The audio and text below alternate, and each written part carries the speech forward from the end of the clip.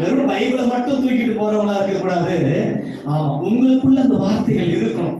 உங்களை பார்த்தா இயேசுவை பார்க்கணும். கை உயர்த்தி அல்லேலூயா சொல்லுங்க. உங்களை பார்த்தா கிறிஸ்தவர்கள் சொல்லணும். ஆமா, உங்க கேரக்டர், உங்களுடைய ஆட்டிடியூட் எல்லாம் ஆமா வசனத்தை பிரதிபலிக்கணும். கையை தட்டி ஹல்லேலூயா ஹல்லேலூயா.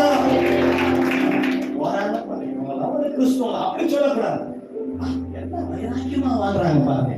கடவுளுக்காக எவ்வளவு சாட்சியா இருக்காங்க.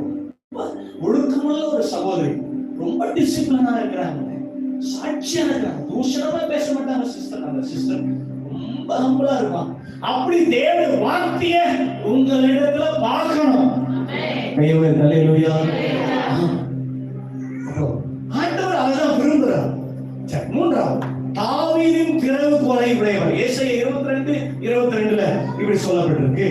ஏசாயா 22:22